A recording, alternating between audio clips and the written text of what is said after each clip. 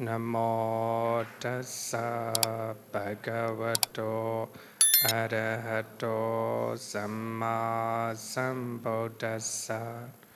Namo tassa bhagavato arahato samma sambuddhassa. Namo tassa bhagavato arahato samma sambuddhassa. Done, everyone?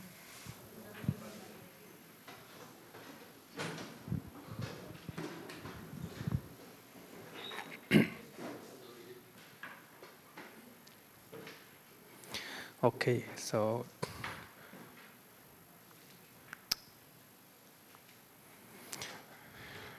before we talk about Lobha Mula Cheta, first of all, we need to know what is Lobha. What is Lobha? Here we will use the word greed. We translate as a greed. Lobha is like a super glue. Super glue. It grabs the object family. You cannot let go normally, right? You cannot let go. When you have a strong lobha to somebody, then you cannot let go, right? When you depart to that person, you cried, right? Especially the family members, right? So when somebody in your family is living for other country, then so you cannot, it's very difficult to let go, right? You're trying to grasp. So that is lobha, that's a lobha. If you have a pure love to somebody, you know that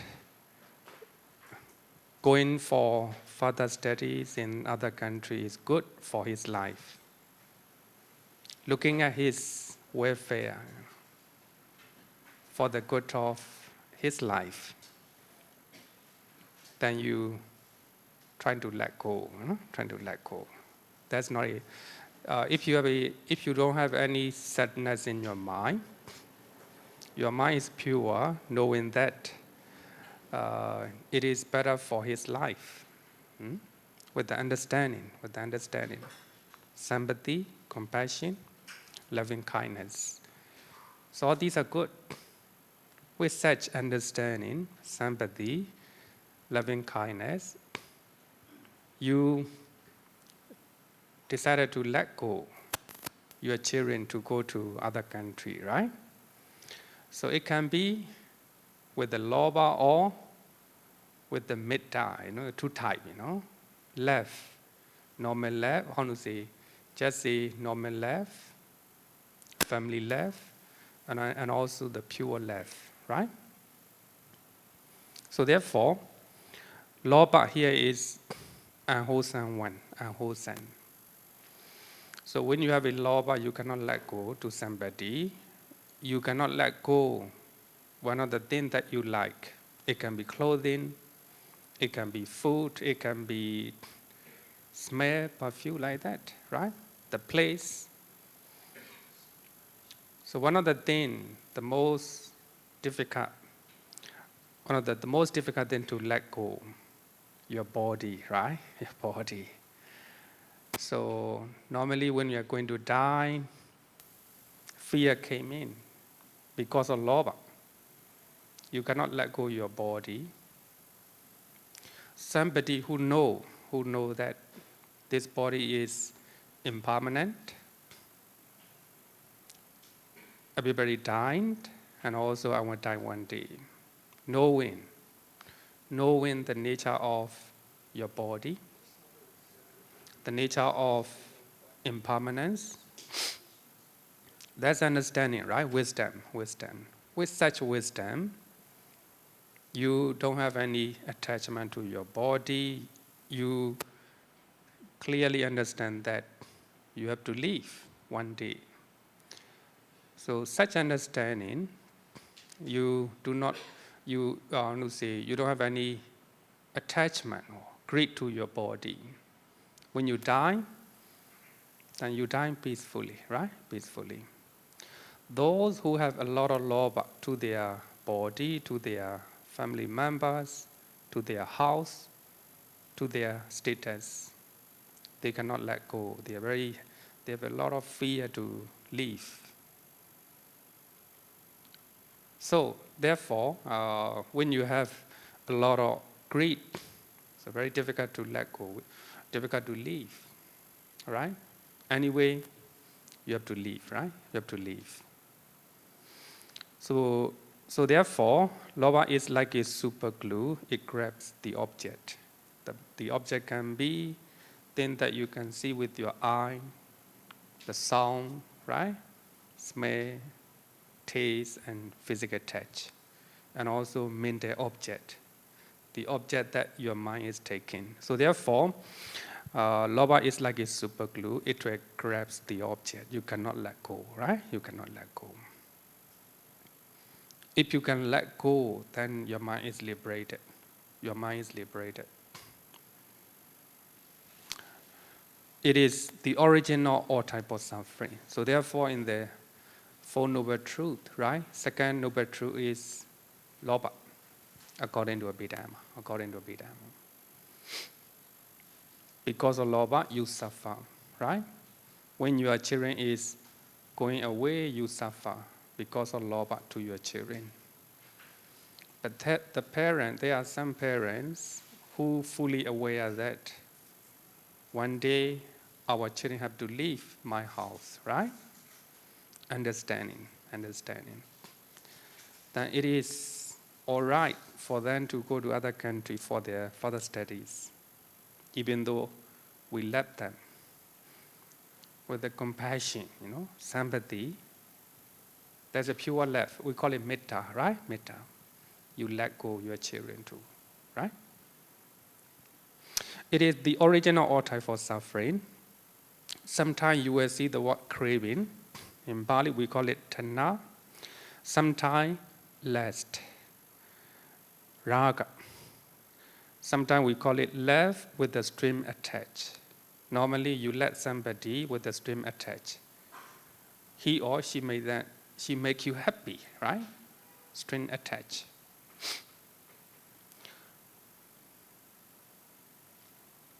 Clinging, also upadana or attachment, are interchangeably used as a synonym of lobha. So wherever you meet is a type of lobha. Craving, left with the string attached, clinging. So we can use interchangeably. So they are generally the same. Negative desire, here desire came in. Negative desire is also lobha. So negative desire also lobha. Not good. So according to Abhidhamma, we have two types of desire, good desire and bad desire, right? So negative desire is also lobha. So to talk about lobha, we normally say that actually as a human being, having a lobha or greed is quite natural. It's instinct, instinct grasping in our mind. So before that, we have a different stages of greed or lobha.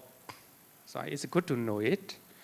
So the first one is, we call it sensory greed. Sensory greed. Sometimes we call it in Pali, kama tanha, kama raga, kama chanda. Sensory greed.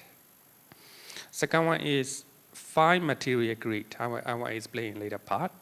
Fine material greed, rupa tanha or rupa raga. Another one is immaterial greed,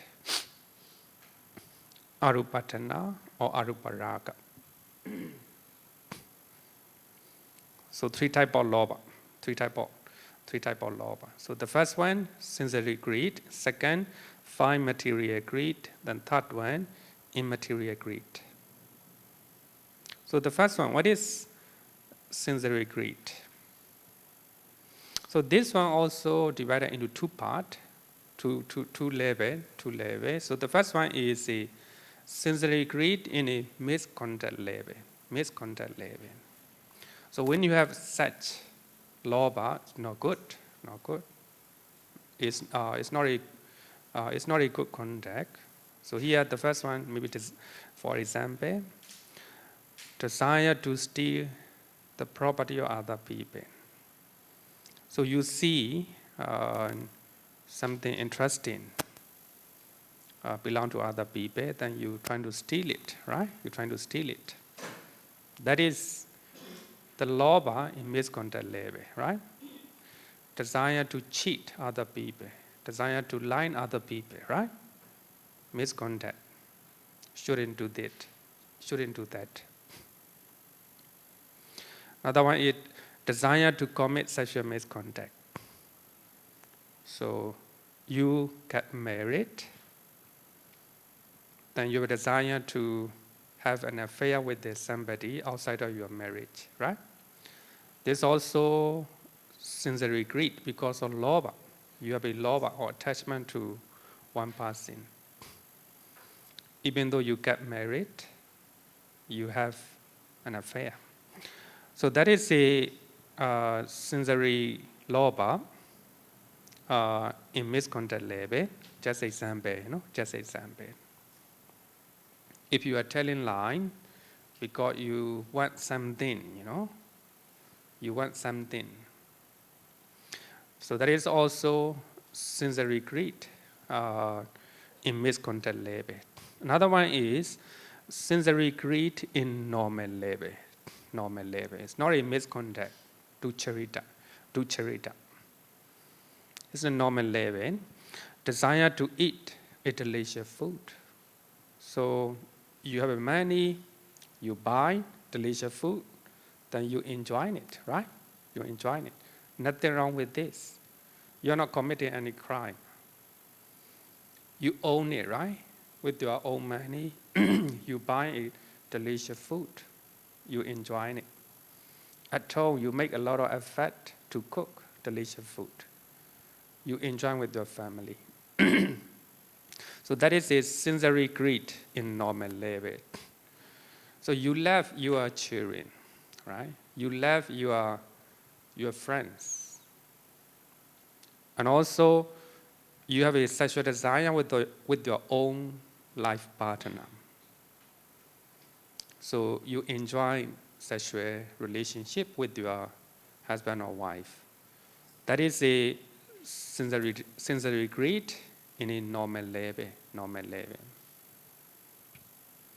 And also, desire to become rich, desire to be famous, popular. So these are just in normal, sensory greed in normal level. So you want to become a famous person, popular person in society, then you try. But there is a negative effect, Every lobha is not good. So when you are enjoying delicious food, very good, right? Then later there are a lot of consequences. Diabetes, like that, right? Diabetes and cancer, like that. Sometimes, the food, delicious food, create a lot of health problem, right? So you buy with your own money, you enjoy the delicious food. But because of lobha, you cannot control your lobha. Then you trying to exceed your limit, You eat a lot like that, right? So because of such lobha, then there are a lot of consequences. If you can control, if you are contented in food, then you can maintain your physical health, right? So there's no health problem. So therefore, and also sexual desire with one's own partner is quite normal. Nothing wrong with this. You are not breaking any misconduct, any rules. But the problem is because of that, it creates a lot of attachment. it creates a lot of clinging, right? Then there may be some time you have to depart. You have to depart, right? Then you cry. So there are negative consequences. Another desire to become rich, desire to become famous. Some people want to become a rich person, so therefore they try, risking their own health, right? So later part, then have to go to hospital quite often, have to spend their money again, So therefore, the greed to become rich person also side effect. It's nothing wrong to be rich. You trying to make money with the right understanding. Money is just a medium to make your life comfortable, right? To make other people's life happy. So based on such understanding, so you're trying to make your money, you're not risking your own health, right? You are not, you are not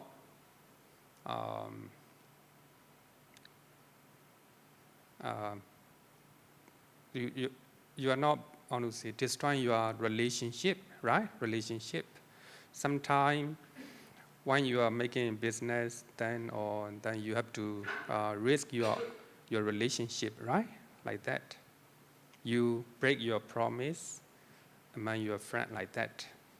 So therefore, to become a rich person is good, but when you have greed, a lot of greed, you see a lot of side effect. And also become famous and popular, right?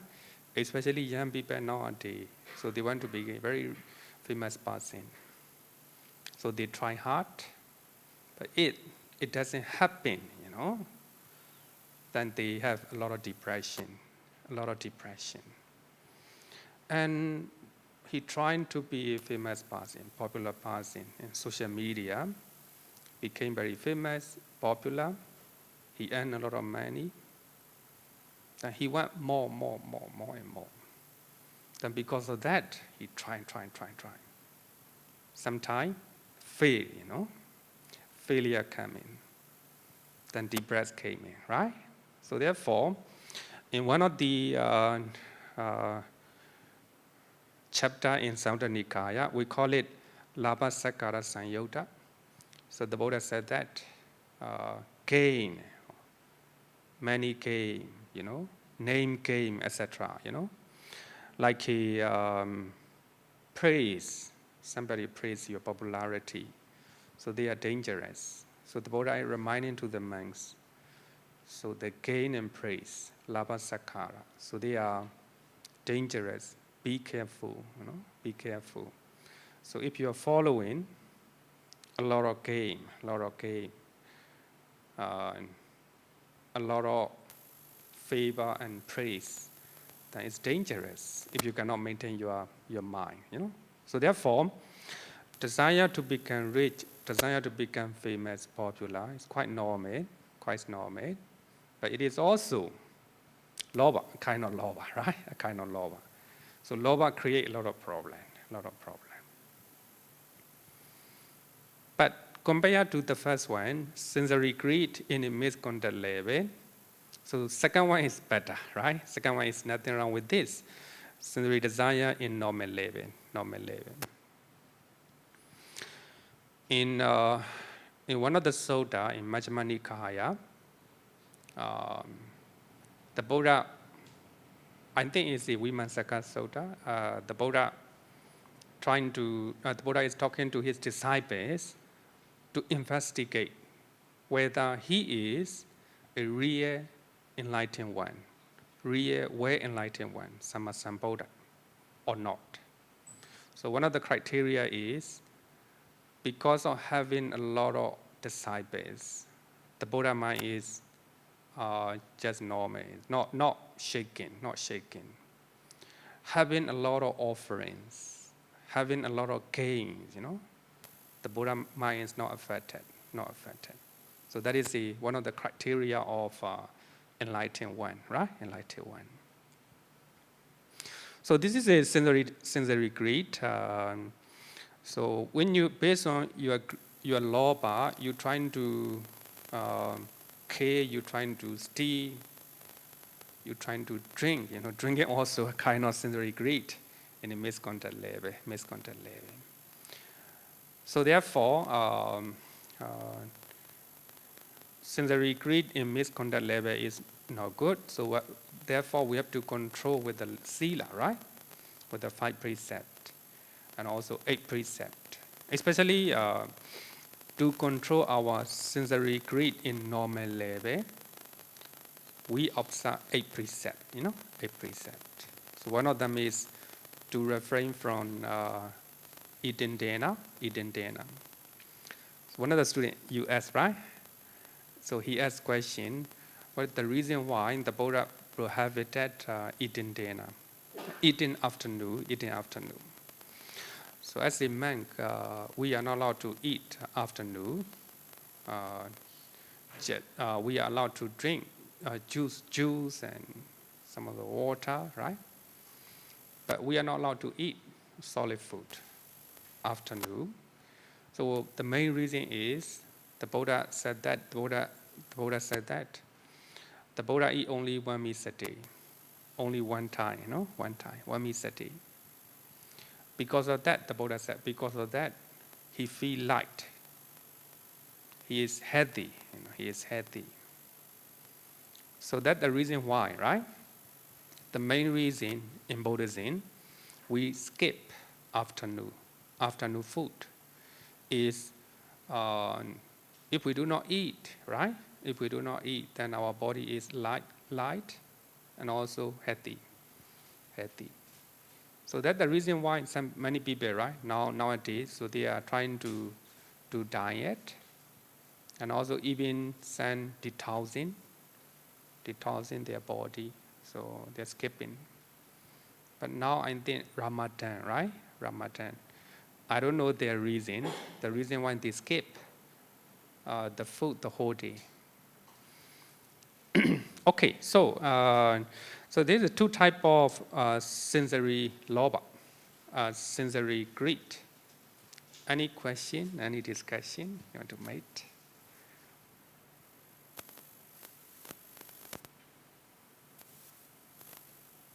Okay, no question. So that I mean, second one, sensory greed in normal level. So we, as a lay person, you observe 8 precepts, sometimes 10 precepts to control second level, right? Second level.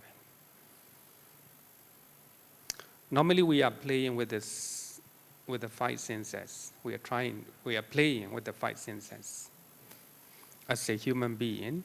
Another one is 5 material greed. 5 material greed. It is called rupa lobha. Craving for joyous and pleasurable experiences during and after 5 material jhana. Then you meditate, then you attain jhanas.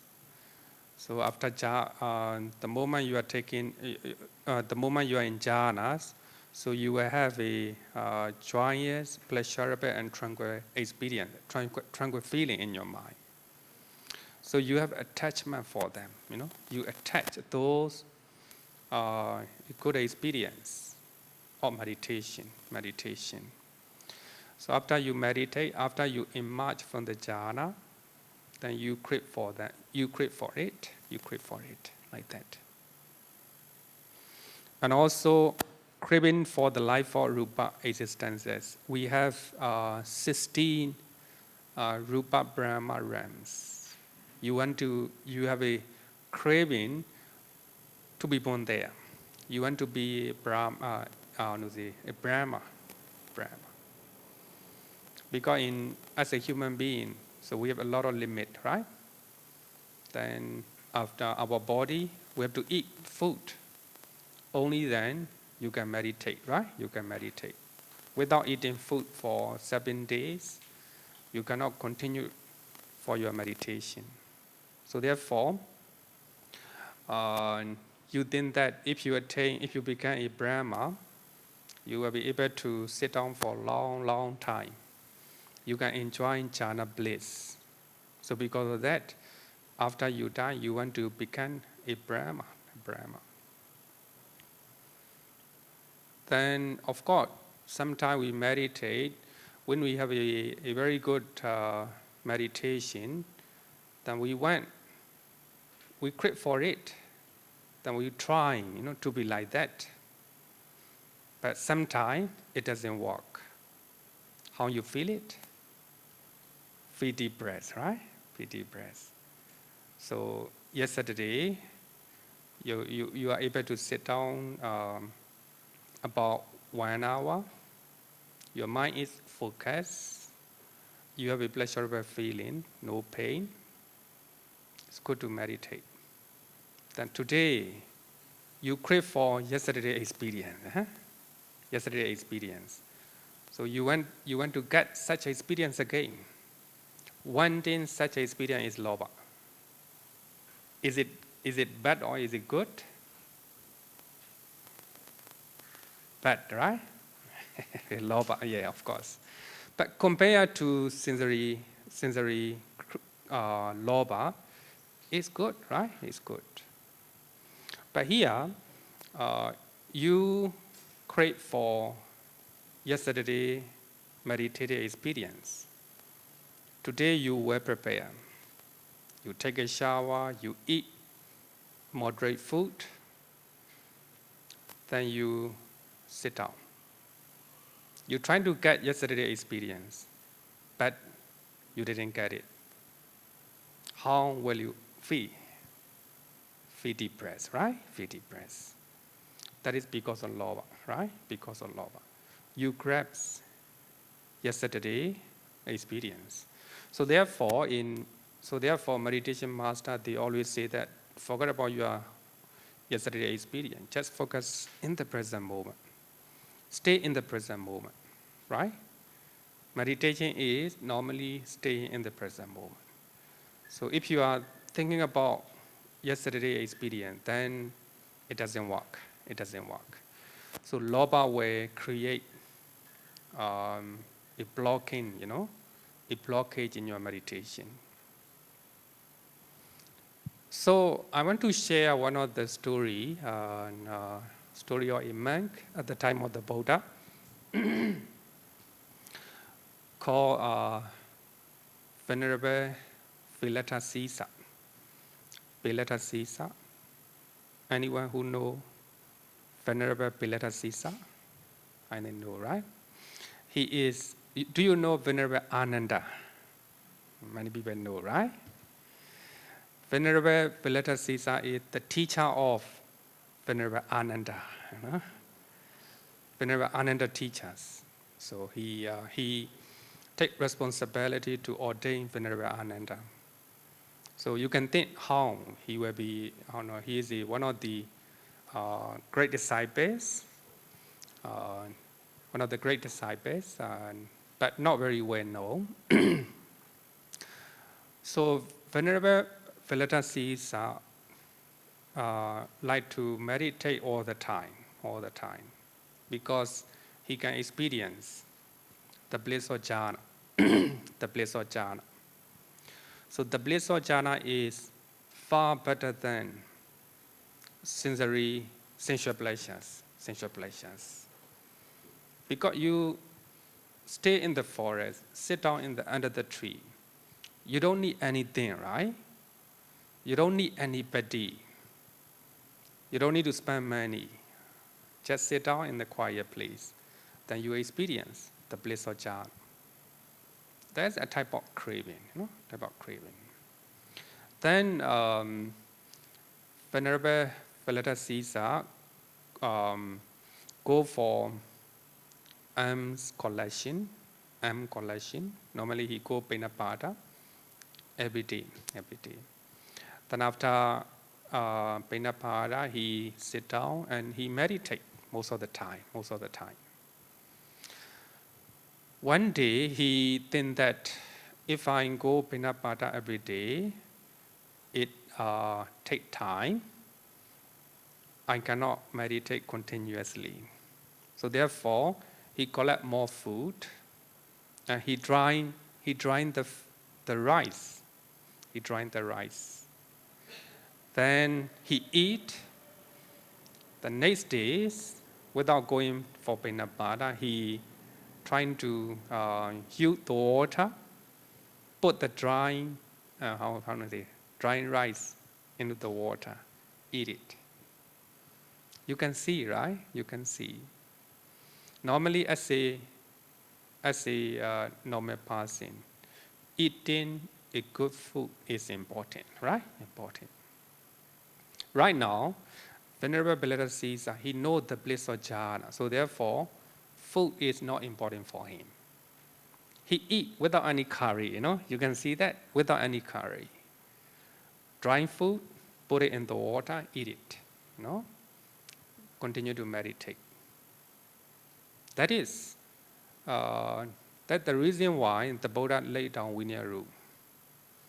You cannot store the food for next days. As a monk, we cannot store the food for next days. So if later food keep the food for us, okay, and they have to offer again. We cannot keep. Somebody offer the food, then I keep for tomorrow myself. That's a breaking Vinaya rules. But that Vinaya rule is not followed by many monks.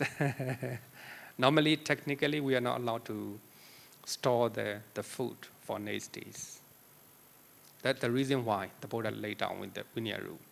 So here, what I want to point out is craving for jhana, the bliss of jhana, So because of that, Venerable Bellata Sisa, he tried not to go to Pinapada, right?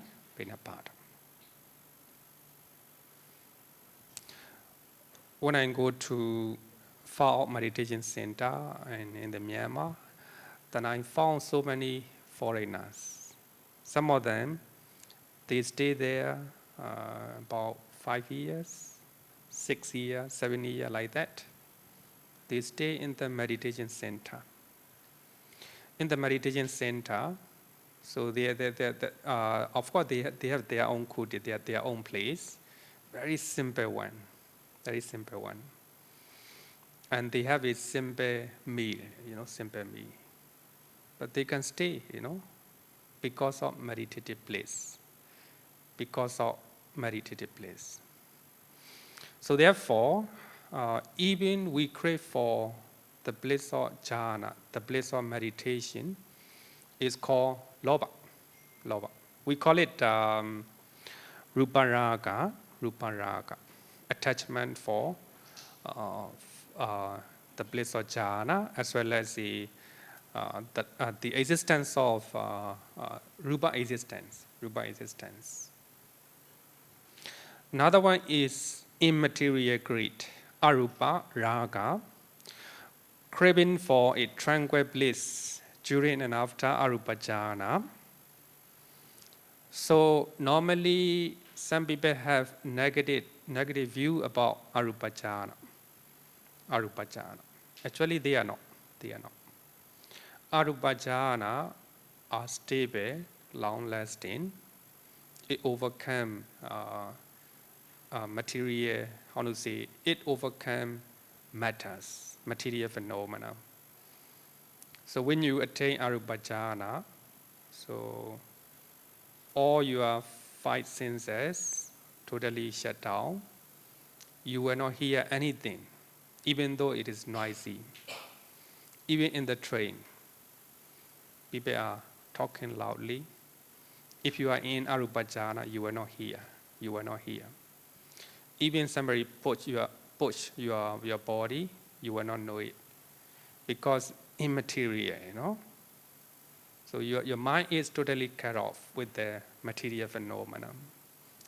So it is very long-lasting.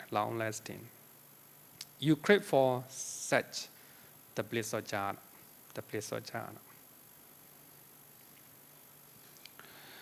Craving for the life for arupa existence. So you want to be arupa Brahma next life.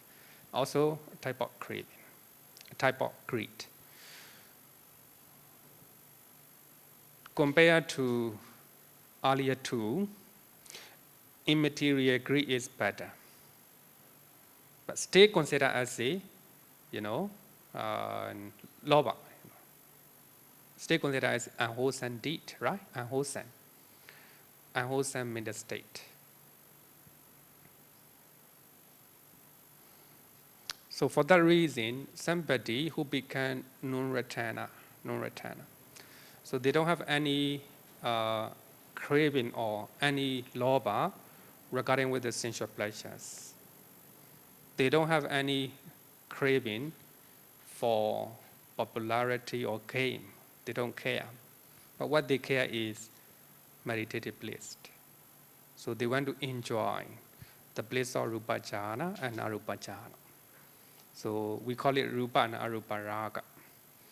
So they stay away rupa and arupa raga. So they don't worry about the place, they don't worry about the food, the people they meet. What they worry about is how they can stay with the stable state of jhana. So it is, we call it rupa and arupa jhana. So rupa and arupa jhana, craving for rupa and arupa jhana. So this is called three types of lobha, three stages of lobha, right? Lobha. So we have to understand it. Nothing wrong in normal level, nothing wrong to enjoy food. Nothing wrong to become famous. Nothing wrong to become popular like that. But there are side effects. Because of that lobha, you may have a lot of negative consequences. Even, craving for jhana, meditative bliss, it creates a lot of problem, It creates a lot of problem. Any question?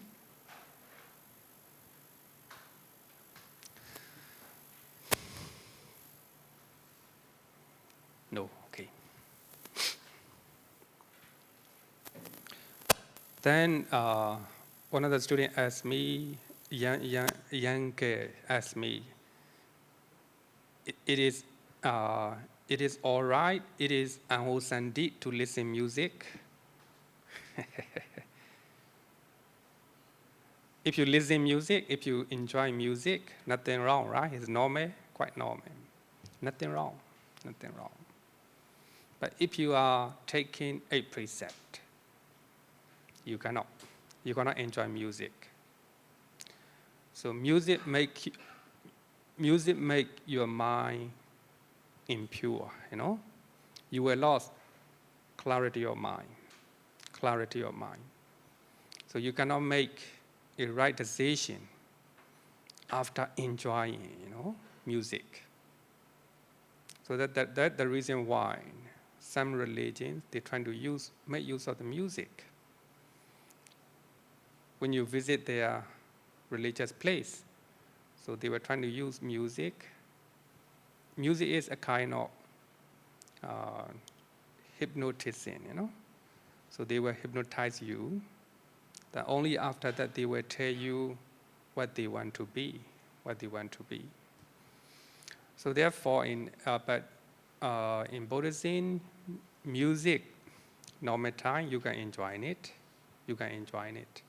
But when you want to meditate, when you go to meditation center, listening music is prohibited.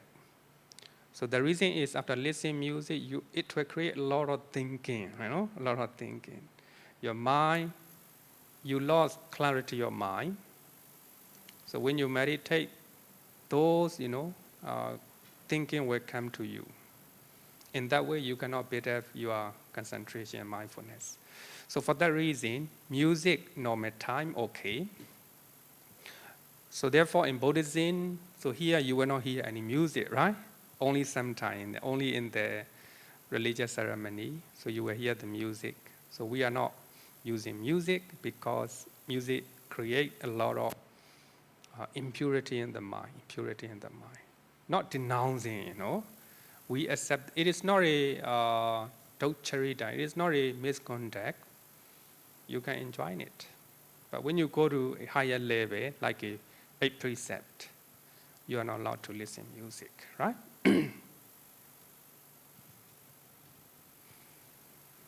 I still remember that when I take a trip, when I was young, I take a trip to, how can I say it? Ship, right? Ship or boat, ship. Then we have to pass so many towns, the river, along the river. So by that time, I was still very young. Then sometime they play music, which attract, it create a lot of, some, evoke our mind, As a young person, a lot of changes in the mind, a lot of emotion, a lot of emotion. So therefore, music create a lot of instability, excitement. So for that reason, higher level, so we prohibit music. Okay, so another one student as craving for Nibbana is good. It's a question. It's a question. Nibbana, we crave for Nibbana, is it good? Can we use the term craving for Nibbana or greed for Nibbana? For me, I think it is better to use desire to attain Nibbana. Of course, we can use craving for Nibbana, but I prefer to use the word a desire to attain Nibbana instead of craving for Nibbana.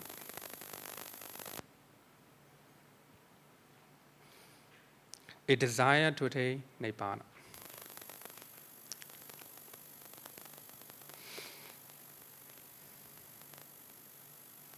Desire to attain Nibbana is immersed to attain Nibbana. So without such strong desire, you cannot achieve the bliss of Nibbana. Desire to attain Nibbana is necessary, but I think that earlier I thought craving for Nibbana is good, but now I think instead of using negative term, better use desire for Nibbana, desire to attain Nibbana. Even such a noble desire is abundant when you attain Nibbana. That's very important. That's very important. To attain Nibbana, it is immersed to have a strong desire. Then you practice. The later your desire will be abundant if you attain Nibbana. So I quote 2 sutta from Bhikkhuni Sutta from Anguttara Nikaya, chapter 4, sutta number 159. Another one is Onnapa Sutta, Samyutta Nikaya, chapter 51, sutta number 50. It is interesting, these 2 suttas are not taught by the Buddha, taught by Venerable Ananda, Venerable Ananda. It's very interesting. But when I teach Abhidhamma for the first time, one student asked me, is craving for Nibbana is good? But I couldn't answer right away. I told how I will answer this next lesson, my next lesson. Then I have to read the suttas again. I have to read, ask the question to other people. Then I found 2 suttas. So these are reference sutta to say that desire to attain Nibbana is good, but you have to abandon even desire. So I will quote, I will show you one sutta. According to Onaba Brahmana Sutta, even desire is abandoned, must be abandoned when attain Nibbana. So in that sutta, Onaba Brahmi asks question to Venerable Ananda, is all desire good?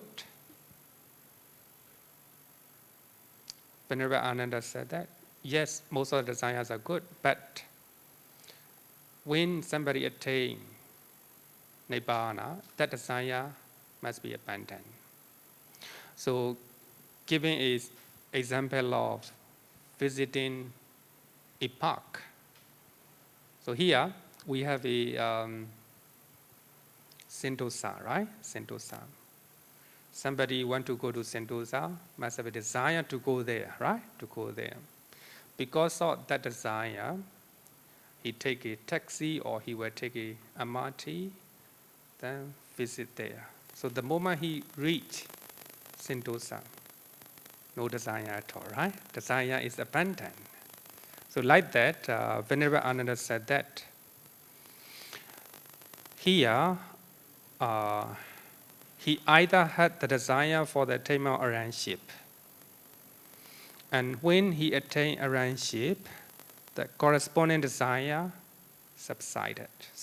Here is somebody want to attain arrangeship. And in other words, somebody want to become an arahant. That desire, desire to become an arahant. Trying. At the end, he became an arahant. After becoming an arahant, no more desire, right? Desire is subsided. That Venerable Ananda want to say. Desire to become an arahant is good, of course, it's good. But even such desire have to abandon.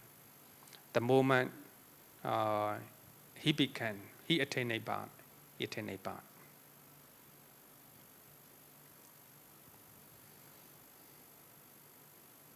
So here, when you look at the word attainment of arahantship, the life for an arahant, It's not talk about Nibbana. So here, I think it's good. It's important to distinguish what is arahantship and what is Nibbana. Nibbana. Normally, arahantship, they talk about enlightenment, or understanding Four Noble Truths fully, 100%. So when you attain enlightenment or understanding about Four Noble Truths 100%, then you will experience the bliss of Nibbana. So the bliss of Nibbana is the result of arahantship or the result of enlightenment, right?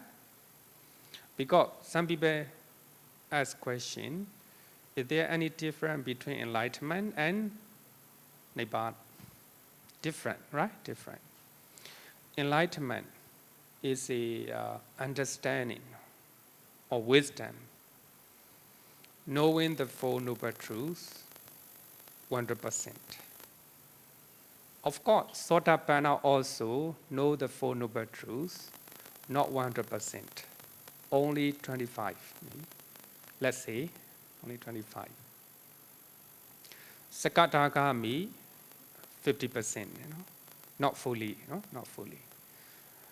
And Anagami, 75%. Only Arahant, somebody who became Arahant, 100%. So, their understanding about Four Noble Truths, suffering, the original suffering, cessation of suffering, and the path that lead to cessation of suffering, Four Noble Truths. Sotapanna, he know the dukkha, suffering, not fully. Sometimes he thinking dukkha as a sukha, right? Sukha.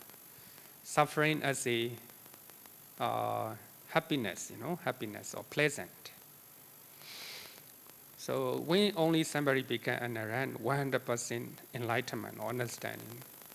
Because of that understanding, he will experience the bliss of Nibbana. 100%. I would say that 100% Nibbana. 100% Nibbana. So here, Venerable Ananda used the word arahantship. Arahantship. In other words, it is called enlightenment. So somebody want to become, attain enlightenment. Trying. So the moment he attain enlightenment, no desire, no desire. But if you still have a desire, then you cannot let go that desire. Then you cannot liberate. You cannot liberate. A very subtle point here. One sutta I want to quote is the Bhikkhuni Sutta in Anguttara Nikaya. So in this sutta, Venerable Ananda, not the Buddha, not the Buddha. So Venerable Ananda is talking to a Bhikkhuni. So 4 things. One of the things is independent on craving, tanha. But this one is negative, tanha. Craving is to be abandoned, So in that sutta, Venerable Ananda want to say that a monk, he have a craving to become an arahant. He heard that somebody who live in one place became an arahant by practicing 4 foundations of mindfulness, or by practicing recollection of death. He heard. And he have a craving, craving to become an arahant. He tried. At the end, he also became an arahant. Because of craving for attainment of arahantship, right? Becoming an arahant. So the moment he became an arahant, he removed craving. So that's the reason why, independent on craving is to be abandoned. We still have we can have a craving for becoming an arahant, or craving for becoming sotapanna, like that, right? Then we try because of that craving. When you become an arahant, that craving is abandoned. No more. So when you look at 2 sutta, so there is no mention about Nibbana, right? No mention about Nibbana. We can have a craving for arahantship, or craving for becoming an arahant, or sotapanna, like that. We can have a desire to attain arahantship, right? Arahantship. But when you look at from Nibbana point of view, top-down view, even such craving is not good, right? Not good. Okay, any question?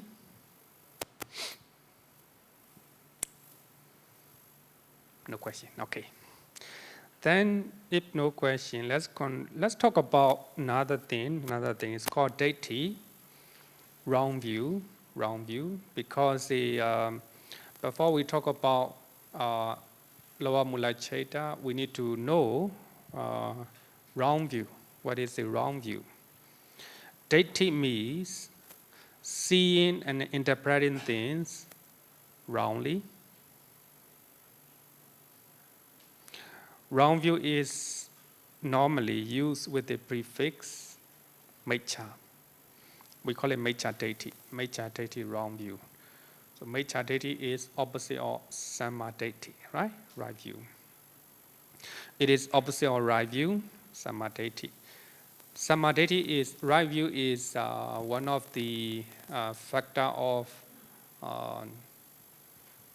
Magga, right? Magga, the Noble Eightfold Path. So one of the Noble Eightfold Path. It is opposite or right view.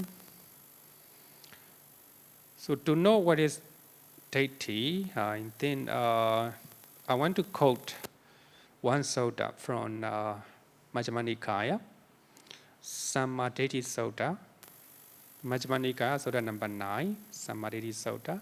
So when you study this sutta, you will know what are the right view. What are the right view? Taught by Venerable Sariputta. Venerable Sariputta. Here is the one thing. One thing is you may notice that there are some discourses delivered by disciples, right? Like a Venerable Sariputta, Venerable Ananda, like that. So there are some discourses. So Sammaditthi Sutta is one of them. We call it Sāvaka Bhāsita, discourses of disciples. So when you look at that sutta, it talk about right view. So, but when we see opposite, they become wrong view. So when you understand right view, you understand wrong view. So therefore, following that sutta, I want to show different level of wrong view. So one of them is number one, incorrect view about wholesome and unwholesome deed. Incorrect view. So your view or your seeing is not correct. Not correct. Regarding with the wholesome or unwholesome deed. Wholesome or unwholesome deed. Wholesome deed as unwholesome deed. Unwholesome deed as wholesome deed. You think that drinking alcohol is nothing wrong. It is not unwholesome, right? Like that. If you have such thinking, that is a wrong view. That is a wrong view. Killing sentient beings, killing animal is all right. God created animals, the food for human being, like that, right? According to Buddhism, it's a wrong view. And also, if you think that wholesome deed as a unwholesome, doing business with the compassion and loving kindness is not good, like that, right? Then that is a wrong view, wrong view. Some people think that if you are observing 5 precepts, you cannot do business. If you have such understanding, such a view, or such a seeing, that's a wrong view, right? That's a wrong view. You can do observing 5 precepts, right? Of course, there are many business that are breaking 5 precepts. So wholesome deed as unwholesome, unwholesome is a wrong view. Another level is a incorrect view about the root of wholesome and unwholesome deed. So here at the root, we have a 6 root, right? Next sutta we have to learn. Sorry, next session we have to learn. Lobha, dosa, moha, the root of unwholesome deed, right? Unwholesome deed. If you do not know how to say, doing business with the lobha is good, right? With the lobha is good. Making money with the lobha is good. Scoring children with the dosa is good, right? Like that. So when you have incorrect view about the root of unwholesome, that's a wrong view, right? That's a wrong view. For that reason, in Singapore, I think now education system is not beating, not allowed to beat, right? Singapore, not allowed to beat to the students, right? But in many countries, they are beating, still beating, right? Still beating, and they always think that we have to train students by using stiff like that, beating, It's actually it is on the wrong perspective, wrong view, right? Because if you can train this children without stiff, without beating, it's better, right? It's better. So the root of wholesome.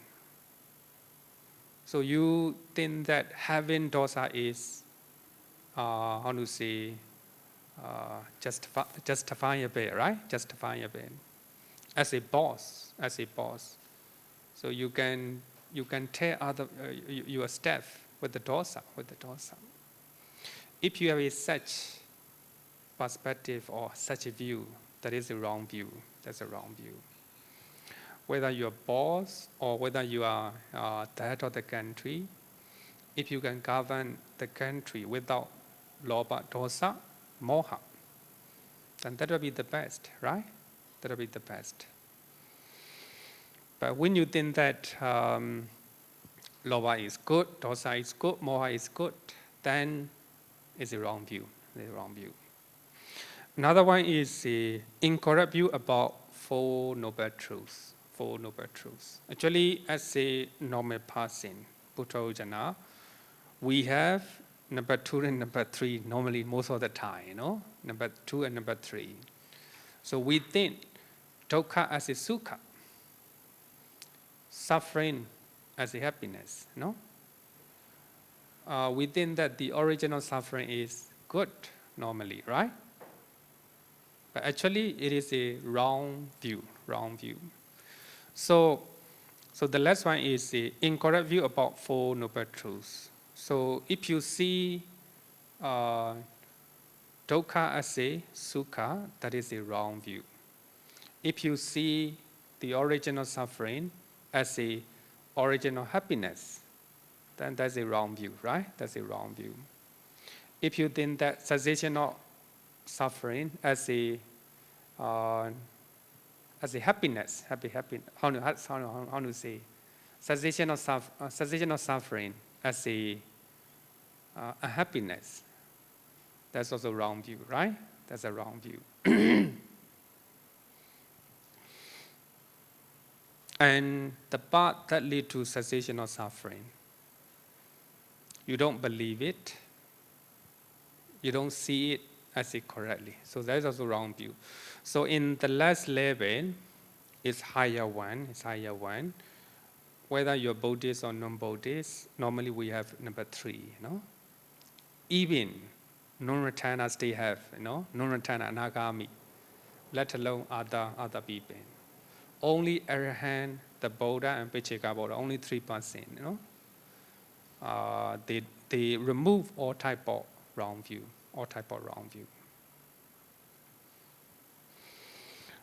Non-returner have a craving for rupa and arupa jhanas, the bliss of jhanas, because of that wrong view.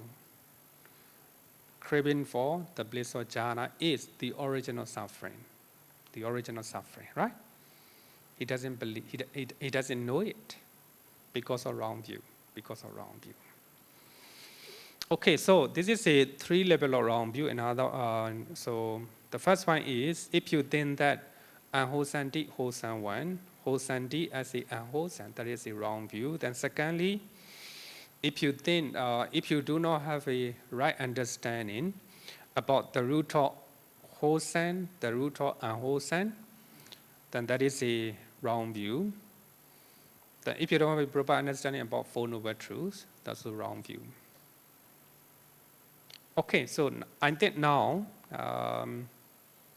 we already talked about all the things that will be that contain in the 8 lower mula chetas. Any question up to now? No question. Today quiet. I hope you understand. Understand. 8 lower mula chetas. So that means chetas rooted in lobha. Because of lobha, these 8 type of chetas will arise. based on loba, right? Based on loba. So the first one consciousness, one citta, accompanied by joy, full of joy, associated with the wrong view, unprompted. Here, we didn't talk about unprompted. What is joy? Joy is a somanasa. It is a mental joyous feeling. When you are doing a wholesome deed, based on number one citta, these cittas, so you have a joyous feeling, joyous feeling. Number two is wrong view, inversion, incorrect view, right? Incorrect view. That unprompted, asankharika, unprompted, with the higher degree of volition or motivation, chetana, and you put a lot of effort. That's called unprompted, unprompted. Normally we say, you do it with by own accord, without external forces. Without external forces. Suppose you want to steal the property of other people.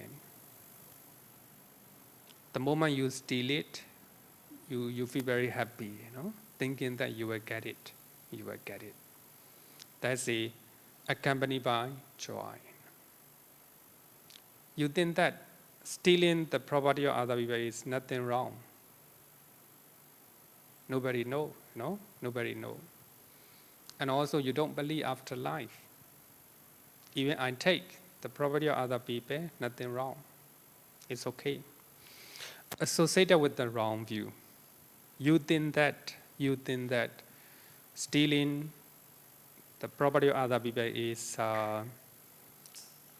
quite normal one. It's not an unwholesome one. It's unwholesome one. Associated with the wrong view. Unprompted. You have a lot of motivation, full of motivation. You make a lot of effort to steal the property of other people. So, based on loba, you have an attachment to that property. Because of that, you steal it, right? So here, one consciousness associated with the joy. The moment you steal the property, very happy.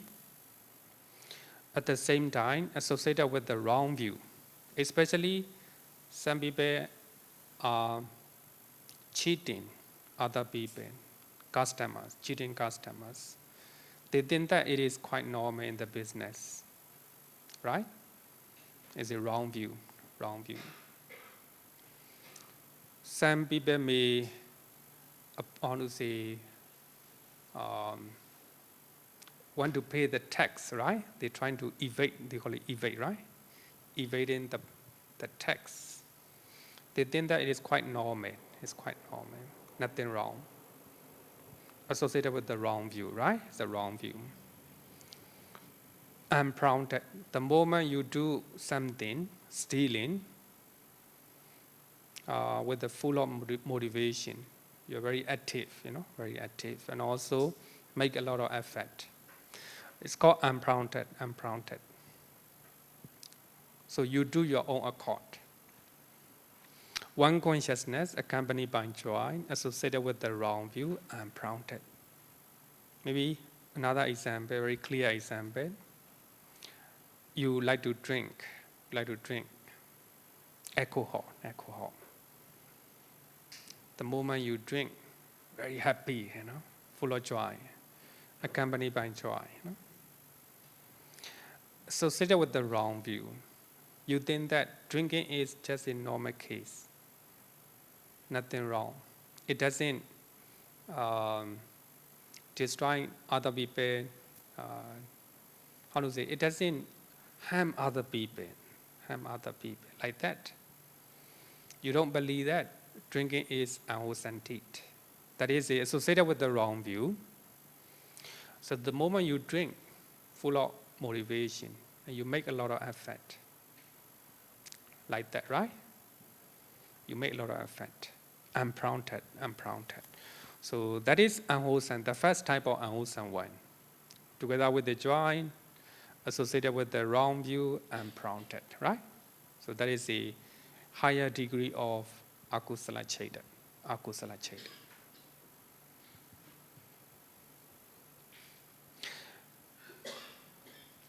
Another second one, one consciousness accompanied by joy, associated with the wrong view, prompted. Here, prompted is with the lesser degree of volition and effort. One of your friends call you to drink together, but you don't have strong motivation, and you have less effort. You don't want to drink, but because of your friend, you join their drinking table. How can I say? So the moment he sit down, accompanied by joy, associated with the wrong view, prompted, less volition and less effort. Sometimes, of course, when we are doing unwholesome things, accompanied by joy, associated with the wrong view, then our volition, motivation, then our effort is less. So that is the number 2 type of cheta. One consciousness accompanied by joy, associated with the wrong view, prompted. Actually, this is a different type of unwholesome chetas the moment we are doing unwholesome things, right? The more you have less motivation, less effort, then your unwholesomeness is, the result of unwholesomeness will be less and less, right? So the moment you do unwholesomeness, not accompanied by joy, accompanied by equanimity, you are not happy to do unwholesome things like that. You do unwholesome things knowing that. So the third one is dissociated from wrong view. Dissociated from wrong view means you have a right view. You know that this is unwholesome deed. Drinking alcohol is unwholesome deed.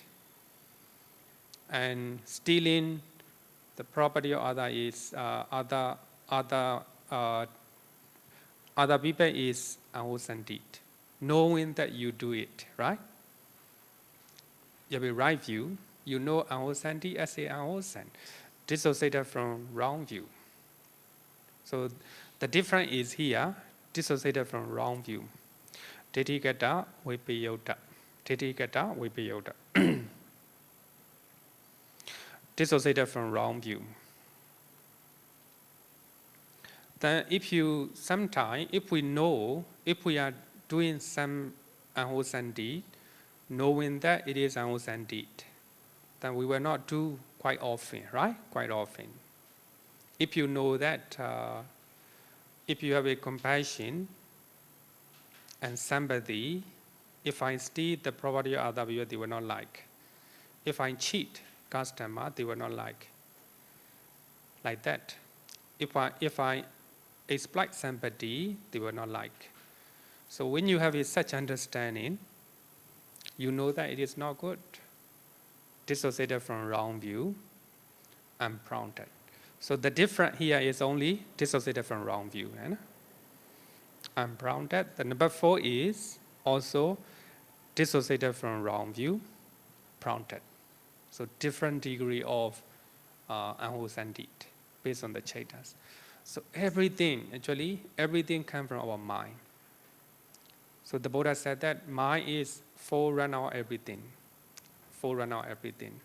So we are doing unwholesome deed based on 12 unwholesome akusala chetas. So sometimes based on lobha, sometimes based on dosa, sometimes based on just moha.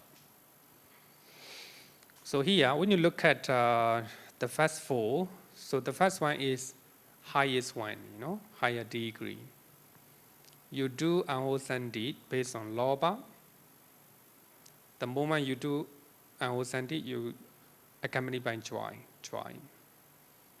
Then associated with the wrong view and prompted. So 3 things you have to remember. How to say the joy, wrong view, and prompted, right? And prompted. Second one is prompted. But number 3, dissociated. So dissociated from wrong view means you know akusala as a akusala, kusala as a kusala, right? The number 4 is number 3 and number 4, prompted and prompted, right? Unprompted and prompted. When you know the difference, it's not difficult. It's not difficult, right? So what you have to remember is number 1 to number 4. Number 1 associated with the joy, accompanied by joy, associated with the wrong view, and prompted. The second one is prompted. Third one, dissociated from wrong view. So the rest are the same. Yeah? Are the same. But when we go to number 5, the difference is only equanimity. So the rest are the same. Even though 8 lower mula chetas, so to remember, it's very not difficult, no? Not difficult. So you just remember number 1 to number 4, and they're different. So number 5 to number 8, the difference is only equanimity. So you have to replace somanasa or joy with the equanimity, upekkha. So here we need to know what is upekkha, equanimity. So the other 4 chetas, previous 4 chetas are accompanied by, following 4 chetas are accompanied by equanimity, upekkha. So you can look at page number 34. Page number 34. Then Bhikkhu Bodhi mentioned about upekkha or equanimity. So the word upekkha is often used in the Pali text to signify the lofty spiritual quality of equanimity or impartiality. The state of mind which cannot be swayed by biases or preferences. So here, equanimity that we are using all the time is one of the 4 sublime states, right? One of the 4 sublime states. Even though you are encountering pleasant things in your life, your mind is not affected. Your mind is equanimate, stable. That's equanimity. Sometimes you will encounter unpleasant things in your life. Your mind is not shaken, stable mind. Your mind is equanimate. So there is a higher one, whether you experience pleasant one or unpleasant one. Whether you encountering pleasant people or unpleasant people. Whether you experience blame or praise. Because of blame, no anger. Because of praise, no lobha. So your mind is stable. So such a lofty mind is called equanimity, normatai, one of the 4 sublime states. Impartiality. When you're treating,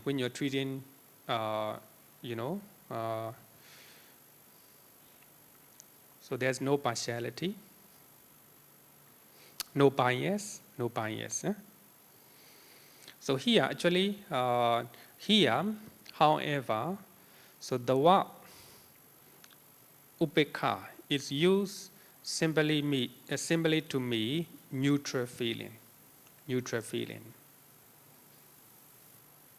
What is a neutral feeling? A mental feeling which leans neither toward gladness or dejection. No gladness, no dejection. Your mind is neutral state. Thus, upekkha or equanimous feeling is also called neither painful nor pleasant feeling. Neither painful nor pleasant feeling. It's a neutral feeling, right? Neutral feeling. Atokha Masukha Vedana. So simply it is a neutral feeling, right? Neutral feeling.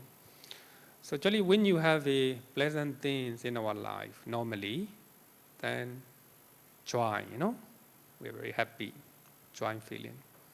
So when we encounter unpleasant thing in our life, dosa, right? Domanassa. Unpleasant feeling in our mind, domanassa. So here neutral one is neither joy nor domanassa. So number five is the only difference is equanimity. So you replace accompanied by joy, and you place with the accompanied by equanimity. One consciousness accompanied by equanimity associated with the wrong view and prompted. Sometimes, so there are some times that we are doing unwholesome deed with the full of motivation, but no joyous feeling, Because sometimes it became used to it, right? Used to it. Even though we are doing with the full of motivation and also full of effort. We make a lot of effort to do based on lobha. But there is no joyous feeling. So the sixth one is a prompted, right? Number 5, unprompted. Number 6, prompted. Number 7, dissociated from wrong view. Number 8, dissociated from wrong view. The difference is 7 and 8, unprompted, prompted. So when you know number 1 to number 4, then you know number 5 to number 8. Only difference is somanassa and upekha, accompanied by joy and accompanied by equanimity. So when you are doing unwholesome deed, based on 8 lower mula cheda you do, so you have to look at your mind, whether I'm doing with the wrong view, or dissociated from wrong view, whether I'm doing full of joy or with a neutral feeling, or unprompted or prompted, right? So when you look at your mind, then you know the degree of unwholesome mind. Normally, when you are doing number one cheda, then the result of unwholesome is higher. Because you do with the full of joy, with the wrong view, and full of unprompted full of motivation, and make a lot of effort. So when you are doing number 8, less effort, So when you're doing unwholesome deed based on number 8, so you can see here, one consciousness accompanied by equanimity, dissociated from wrong view, prompted. You don't have any joyous feeling the moment you're doing unwholesome deed. Suppose you're drinking, you're not happy because your friends force you to do. And dissociated from wrong view, you know that drinking alcohol is unwholesome deed, prompted. So you're not doing it with the full of motivation. You do not make a lot of effort. Even though your friend force you to drink, you drink less, like that, right? So that is if you are doing unwholesome deed with number 8 consciousness, so the effect of akusala will be lesser. So therefore, we have to know the degree of unwholesome mind. Based on these 8 lower mula cheta, then you do unwholesome deed. So these are the original, the root of unwholesome deed.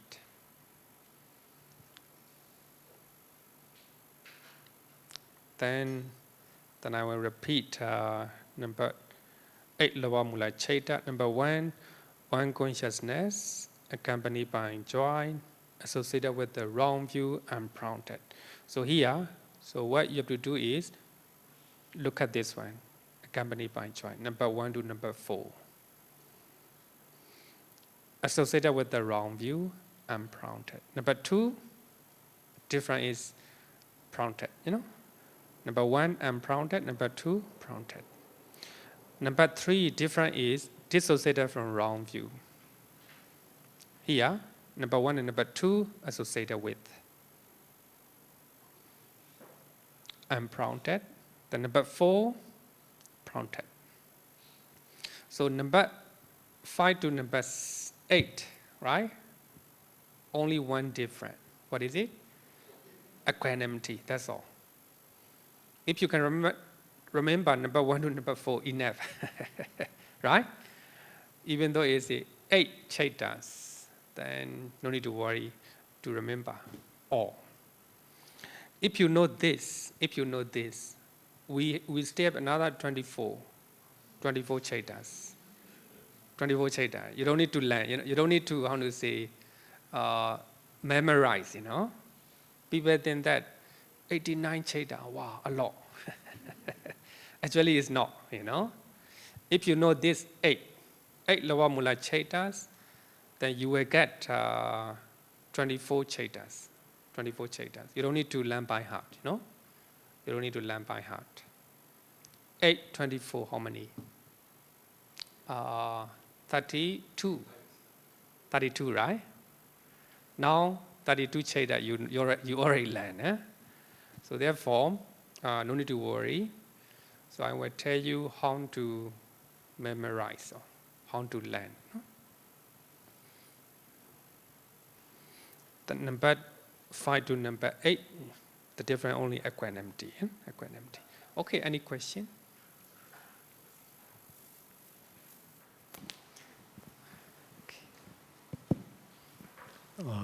Good afternoon, Bhante.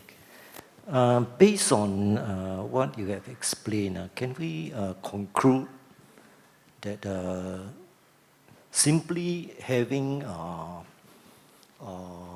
right view and also upekkha actually cannot prevent one from doing unwholesome deeds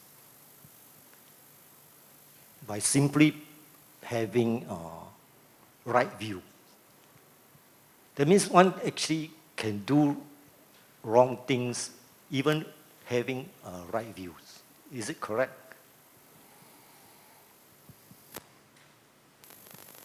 Actually, can you repeat the question? Sorry that I'm You see, there's consciousness that is actually associate with wrong view. But even having right view, one can still do wrong thing. Oh, wrong deeds. Yeah. Even though dissociated from wrong view, right? You can still do unwholesome deeds. Maybe I will make a simple example, you know, simple example.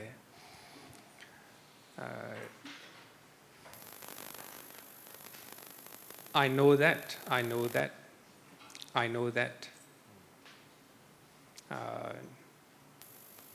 the Buddha laid down Vinaya rules.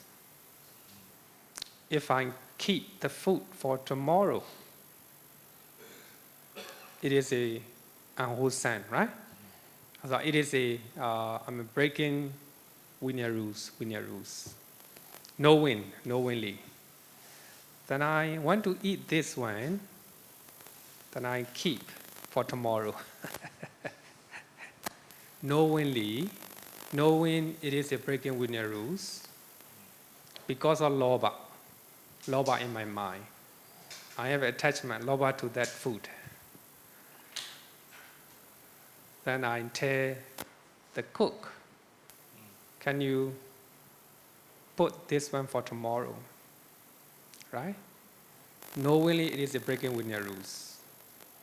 Because of lobha, Because I cannot, the moment I do not know the root of unwholesome deed, then loba will arise. I cannot resist that loba. Sorry, not resist. I cannot resist, right? Resist that loba. Because of that, I tell the cook, can you keep this food for me tomorrow? It's very bad for monk, not good for monk. So knowingly, I'm breaking the rules, because of loba. Maybe in that occasion, we can say dissociated from wrong view. Another monk do not know there is Vinaya rules not to keep the food for tomorrow. Then he tell the people, can you keep the food for tomorrow? Not knowing, He thinks that it is all right to do that, associated with the wrong view. So here, my point is that I break the Vinaya rules, even though I know it. Because the loba to food is so strong that I cannot, control it, I cannot control my mind not to break the Vinaya rules, right? So dissociated from wrong view, I'm fully aware, I know that it's a breaking Vinaya rules. Knowingly, I do it. But another degree, another level, and I have a right understanding or right view, breaking Vinaya rule is not good. Breaking Vinaya rule is not good. It is also not proper to say devotees to keep the food for tomorrow. If I have such understanding, such level, higher level, I will not break the Vinaya rule, right? I will not break the Vinaya rules. So, of course, when we study the Noble Eightfold Path, right view is the first one. Right view is important. And knowing the Vinaya rule is one level, one level. And knowing an appropriate manner as a monk to tell the devotee to keep the food for tomorrow is another level. I will say that, different level. I can overcome the first level. I know it's unwholesome deed, but I cannot overcome second level. Like that. Sometime, maybe we can go back to the earlier example, drinking alcohol. As a Buddhist, you know that drinking alcohol is unwholesome deed. The Buddha also talk about it, right? That's the one level. But drinking alcohol is unwholesome deed. Knowing that level is also very, very important. Very important. Yeah? Some people do not have such idea. They don't accept, this unwholesome deed. Therefore, they drink. They cannot control, then they die, like that. But knowingly, you cannot resist your loba. You drink it, right? You drink it. Maybe I will go back to maybe another 5 minutes. I want to go back to story of drunkard, right? The one who drunkard, right? Drunkard. One of the famous CRO from Myanmar, Ujjodika, meditation masters. When he was staying in United States, US, he met a drunkard, only come to temple. And he liked to drink all the time, all the time. He drank a lot. And he said that, but he went to come to temple. He left to come to temple. Maybe it's for him it is the right time for him, The time is right for him. He liked to come to temple. Normally, drunkard, they don't want to come to temple, right? Normally. because the temple will say drinking is not good. They may not like it, right? Then he left to come to temple. He said that he went to meditate, but he cannot stop drinking. He cannot drinking. Masiaro said that you can stay drink, at the same time you can meditate. But the moment you drink alcohol, you practice meditation. The moment you take the cup, know that you are bringing the cup into the mouth, drinking. If you drink, just know that you're drinking. The moment you swallow, know that you're swallowing the alcohol. The moment enter into your stomach, trying to know it. He follow his advice. So whenever he drink alcohol, he do it mindfully. The moment he take the cup, he know that it's taking the cup, bringing the cup. He know that bringing the cup, drinking. He know that drinking. The moment he swallow, he know that it's swallowing. But when he is cultivating mindfulness like that, he have a very strong mindfulness, awareness. So that because of that awareness, later time, the moment he swallow the alcohol, he cannot take it. He cannot take it because the taste of alcohol is very hot in his stomach and here, throat like that. Then he trying to reduce. Finally, cannot take it because of mindfulness, awareness. Right? So that is knowing, unpleasant experience here is a wisdom, understanding. Then he himself know that drinking alcohol is not good for his body, That is wisdom, right? Now he himself understand drinking alcohol is not good or unwholesome. Dissociated from wrong view. So for that reason, he stopped drinking. So that is the power of mindfulness. What I want to say is, earlier he think that drinking alcohol is good, pleasant, associated with the wrong view. He drink, right? The more he know, unpleasant experience of alcohol in his body, he know that drinking is not good, dissociated from wrong view. So he no longer have any wrong view. He have a right view, right? Right view. Because of that, he can stop. It's a higher level, right? Higher level.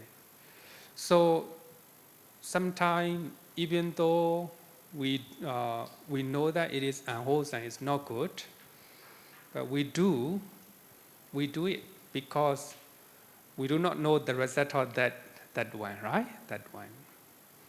So for that reason, even a non-return, I will go back to earlier example. Non-returner have an attachment to the meditative place. But when you look at, as a normal person, when you look at that, nothing wrong, right? Nothing wrong. He is not harming other people. But the moment he has a right view, he knows that attachment to meditative place also not good. Another level, right? Another level. Because of that, he let go. No longer have attachment to meditative place. So his mind became liberated, fully liberated, 100% liberated, like that. So we have a different level. See that? Okay. Of course, the moment we have a right view, we are not doing unwholesome deed. But because of lobha, we continue to do that. That is a dissociated from wrong view. Okay, so thank you for question. It's very deep question. So let's call it a day.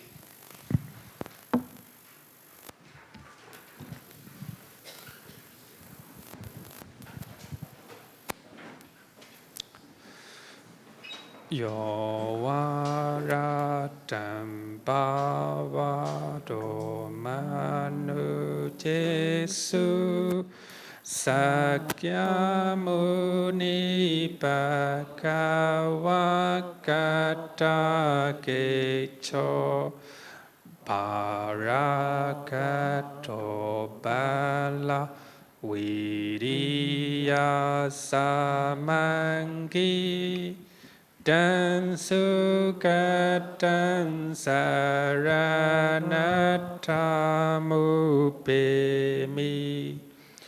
Ragavi Ragama Ninjama Sokan Dhamma Sangatama Patikulan Marura Mimampa Kunan Suwipatan Dhamma Mimam Saranata Mupemi Yata cha Dinama Hapalamahu Chatusu Sisu Purisa Yugesu Atacha Bogala Dhammadasate Sangami Mansara Natamupemi Satu Satu Satu